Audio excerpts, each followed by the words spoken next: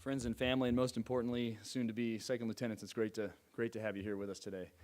It's a great time of year. It's an important time of year. It's a very busy time of year. So we appreciate you taking the time out of your schedules to help us recognize these future second lieutenants, these men who are going to go out and lead soldiers.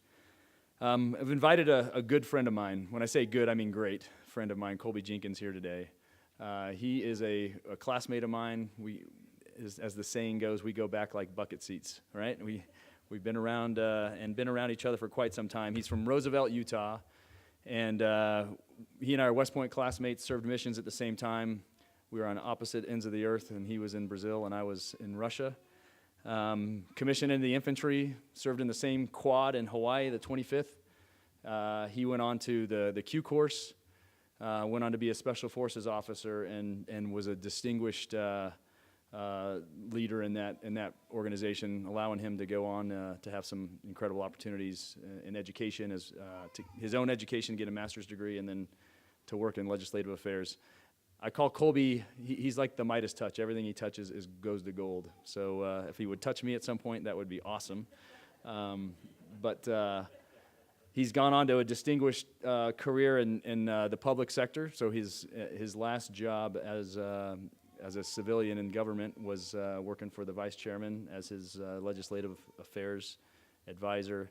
Went into private sector and is with Google now as a global program manager in the Bay Area. So Colby's a distinguished guy. I will tell you, besides that incredible resume that he totes, no more humble and loyal friend. And Colby, it's great to have you here. Not ironically, but magically, 19 years ago this week, Colby got married to his beautiful bride, and we were there. Liz and I were there, having just gotten married ourselves. So anyway, great friends. He's got a great message for us, and Colby, it's great to have you here with us.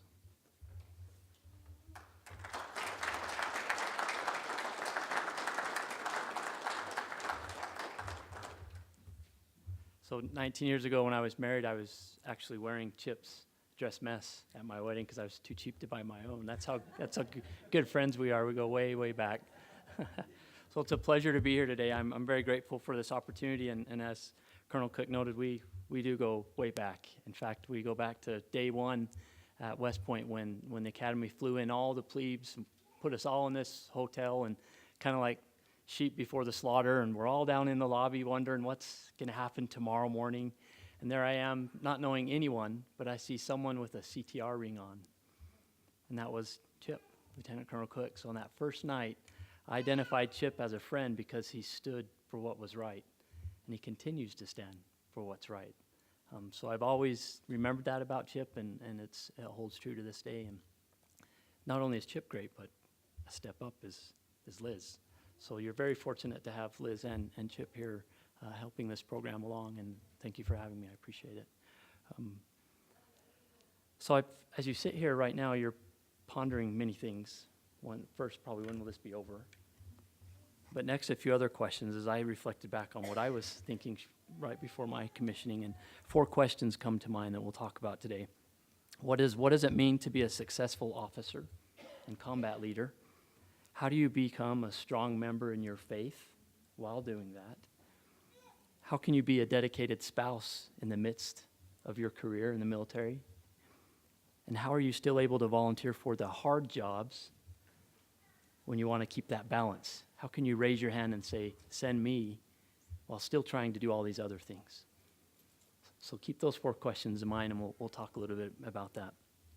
But before we do, it's important to know there is not a perfect answer for any of those questions. There's no right or wrong. There are just some ideas. There's some attempts that we try to get towards in order to be a good leader, to be a good spouse, to be a strong member of your faith. But a few pieces I'll share with you today are the following. There's 3 pieces I want you to remember. One is a sword.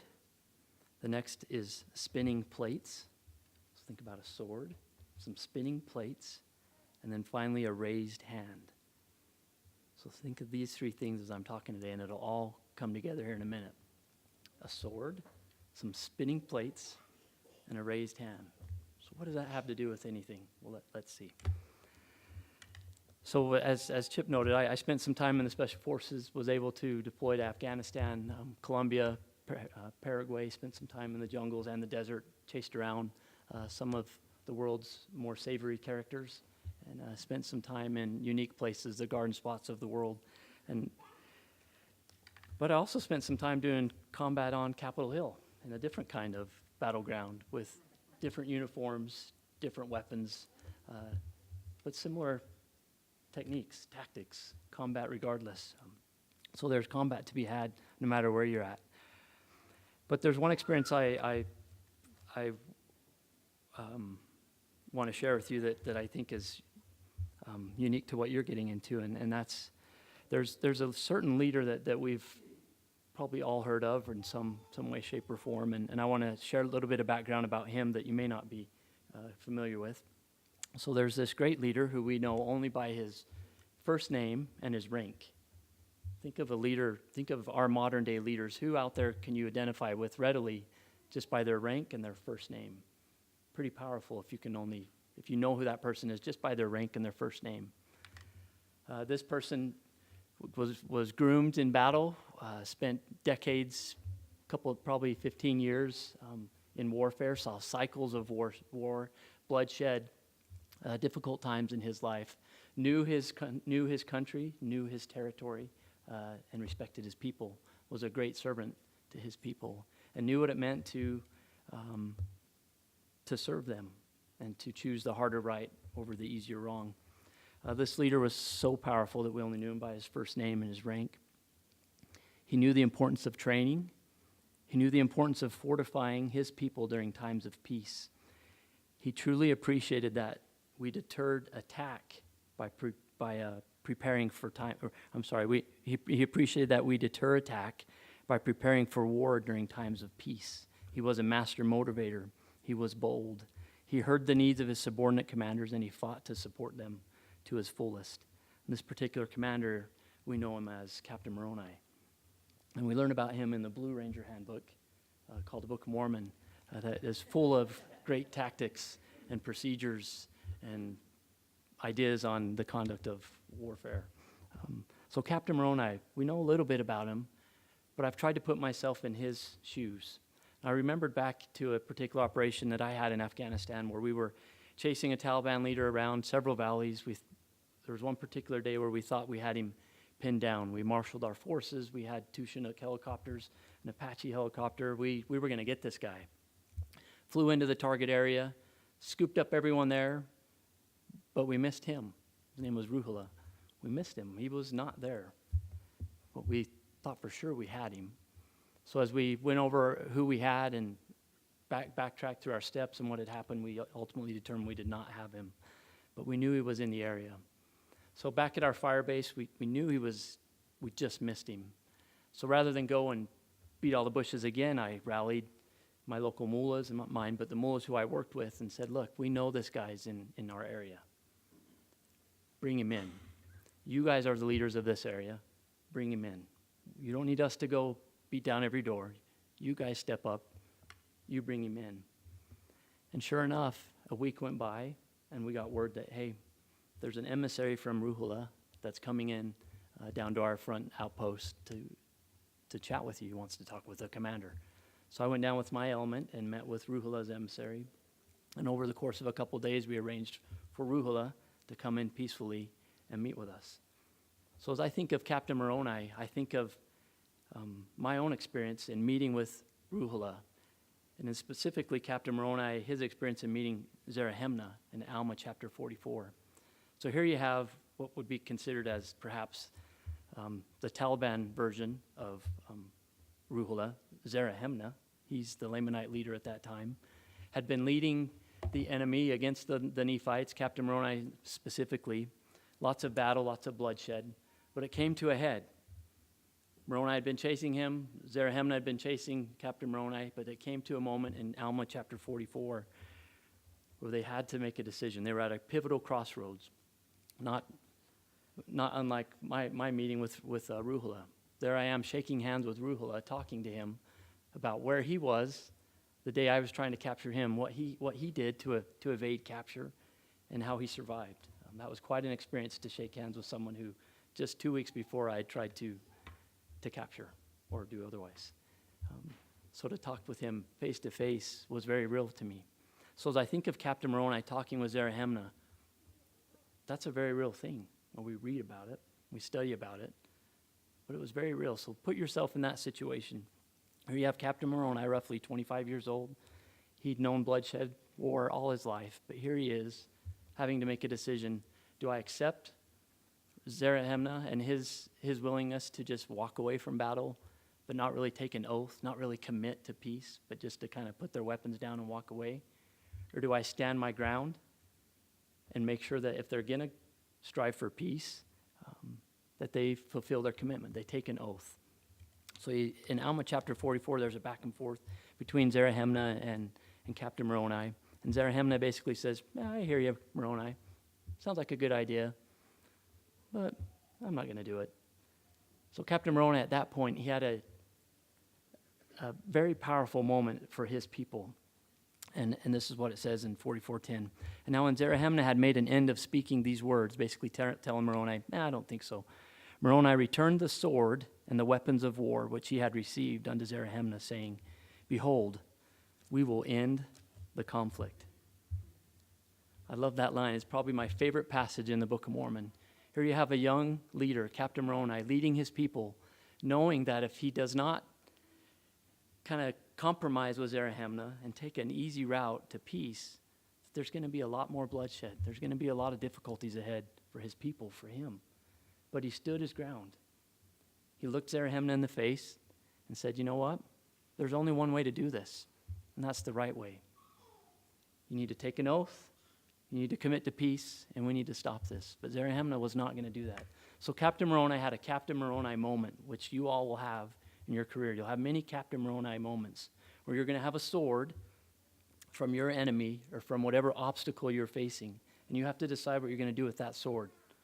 Are you going to give it back and say, you know what, we're going to battle on? Or are you going to take it and kind of put it in a scabbard and just kind of walk away from the battle?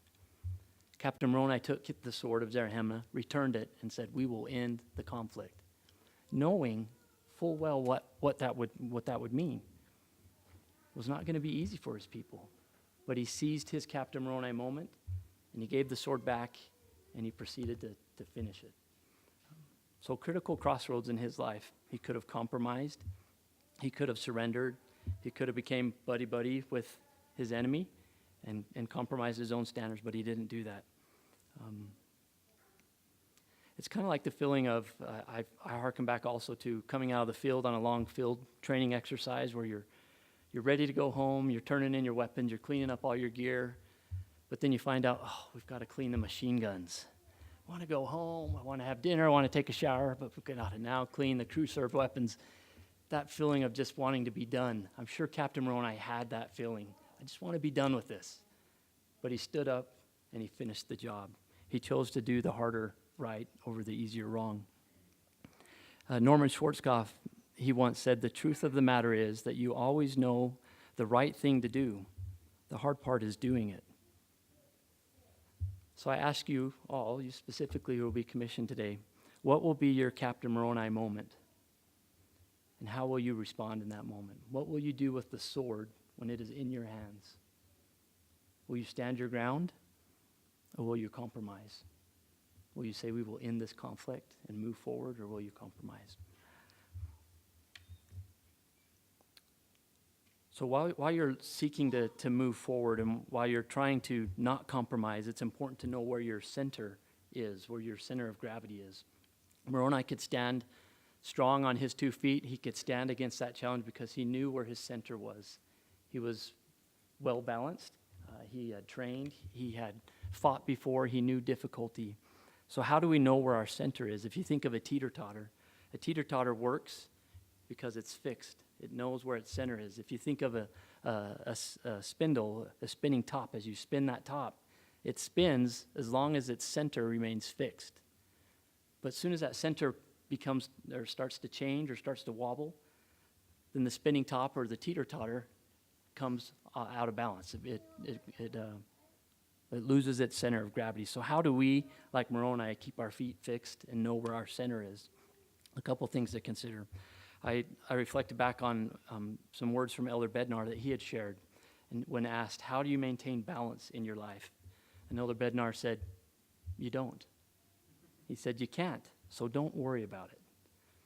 So as you're now facing so many stresses in life, commission, degree, new career, perhaps marriage in the future, lots of stresses, and you're wondering, how can I maintain balance in my life? How can I be a good leader? How can I be like Captain Moroni and seize my moment? Well, don't worry about it. You can't maintain that balance. But there are ways to keep your center of gravity. And Elder Bednar taught us that balance is a false notion. He said you can only do one thing at a time. And he shared an example of spinning plates. Envision a Chinese acrobat that has those Chinese acrobats that have sticks. They balance a stick on their knee. Maybe you've seen Elder Bednar demonstrate this. They take spinning plates, put it on a stick, put it on their knee, and they start spinning the plate. They keep that plate spinning. And they take a second plate and another stick, and they put it on their shoulder, and they start spinning that. And then they spin the first plate. And they put a third plate on their head, and they have 3 plates spinning. Lots of plates spinning at one time. And Elder Bednar teaches us that the trick is to not let a plate fall. But it's important to recognize that you can't keep all of the plates spinning at the same speed at the same time. It's impossible to maintain that perfect balance. So similarly, in our lives, you're going to have lots of plates spinning. Your career, your family, your education, your continuing education, your hobbies, lots of plates. The trick is identifying when a plate starts to wobble, like a spinning top, and then to give it attention and spin it. Just spin it a little bit. Keep it spinning. Then go to the next plate that starts to wobble and spin that plate. So recognize, let the stress pass that you can't maintain that perfect balance. You're not going to be perfect in everything, but you can keep spinning plates as you go. Just don't let them fall. As they start to wobble, spin them a little bit more. So spinning plates. We've talked about your sword. What are you going to do when you have that sword in your hand? How are you going to spin your plates? Next is, how can we raise our hand for the hard jobs? Someone has to do the hard job. Moroni had to make a hard decision. He could have easily delegated that decision down to a lieutenant and said, go figure it out. Take a platoon and just take care of this. Or take a company, I'm going to go back to the rear and let me know when it's over. But Captain Moroni raised his hand. He owned that leadership responsibilities that he had. He raised his hand to do the hard thing. So there are times in our lives when there are hard decisions to make. There are hard choices to do, especially in the military. Am I going to do this hard training school? Am I going to deploy? Am I going to work some late hours? I'm going to make some difficult choices. The answer is yes. They're not easy. They're hard. Don't be afraid to raise your hand and do the hard things. With hard things come blessings. With hard things come experiences. With hard things come knowledge. And with hard things comes ease. Because as you do a hard thing, it becomes easier the next time. So don't be afraid to raise your hand to do hard things. As you seek to balance those plates, as you seek to raise your hand and be a good leader, some other ideas to consider is, how can I be a good spouse? How can I be strong in my faith? Well, I'm trying to spin all these plates as I have so many demands as a new platoon leader, a new lieutenant. How can I still be a good spouse? How can I maintain that strong center of gravity at home as well? A key thing that I've learned is to be present in the moment. Be present in the moment. If you're at work, be at work. If you're at church, be at church. If you're at home, be at home. Put your phone down. Don't answer that call. Be home. If your son or daughter wants to play with you, make time to play with them. However, if you have a requirement, it's perfectly fine to also explain to your family, here's what's going on, and here's why I'm doing it. But then it's also okay to say, I need to do this, but we're going to take 10 and play. So be present at home. Take periodic breaks to provide perspective while you're at home. There are times when long hours, sacrifices, and missed occasions will become unavoidable. That just simply happens. But know when and how to prioritize life over work and work over life. You'll find that balance as you go. Many of us in the military and in life, we are good team builders. We're trained to build teams. We're trained to lead teams. Don't forget to employ those practices at home. Teach your family. Teach them how to be leaders. Those skills that you learn at work, that you'll learn while deployed, that you'll learn from your soldiers that you lead, pass those lessons on to your family as well. Allow them to grow with you as you gain experience. Don't just selfishly take it all for yourself. A term that I've heard is called pivot the spotlight down. You as the leader will have a lot of spotlight on you, but take time to pivot that spotlight away to those that you lead. The more that they shine, the more that you'll shine by extension. So pivot that spotlight down. At the end of the day, remember that there are thousands of field grade officers in the military. There are lots of officers, lots of soldiers. But there is only one of you for your family. Someday the Army is going to say, thank you for your service. Next. And your family's going to be looking at you, and you're going to look at them. Make sure that gaze, that moment, is sweet and tender and strong. Live your life so that when it comes to that moment, it's valuable, it's important. There's only one of you for your family, so make it count. So what does it mean to be a successful officer and a combat leader? It means to stand your ground. It means to do hard things. When that sword is in your hand, that obstacle that you're facing, take it up and look your enemy or look your challenge in the face and say, we will end it now. I'm not going to run away. Find your balance and stand strong in that balance. How to be a strong member of the church? Keep spinning those plates and recognize you're not going to have perfect balance. You never do. I'm a fairly new bishop, and boy, each Sunday I go to church and I think, I could be here all day. Even more so now with all the youth interviews that are coming. Could be here all day. How am I going to ever get to any of this? But it comes back to those plates. Lots of plates spinning. I just try and keep them spinning. Touch one here, touch another one here. Try not to let them fall, but I can't keep them all spinning at the same time. So remember that as you progress. It's okay to not have balance. Just keep them spinning. And then remember that you're going to have Captain Moroni moments, as I call them. Do not delay or take the easier path. Know your center. Knowing balance is impossible. Never be afraid to raise your hand and lead. People will look to you. You are a Brigham Young University officer. That means a lot. It means a lot in the Army. It means a lot in the world. It means a lot in the private sector.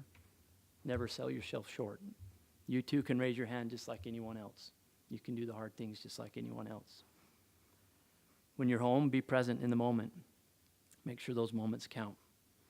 And then at the end of the day, remember there's only one of you for your family and one family for you. I'm grateful for the experiences that I've had in my life as a military officer. I'm grateful for the experience I've had as a husband, as a leader in the church, learning, being humbled every day. All of those experiences are meant for the good. And then the sum, at the end of the day, they help others, hopefully through my experiences. So I challenge you to seize your Captain Moroni moment, to keep those plates spinning. When you have that sword in your hand, fight with it. Don't put it down. Don't leave it on the side, but fight. And then finally be present when you're home. And with that, I wish you all the best of luck and look forward to following your careers as you go. Thank you for having me. Thank you.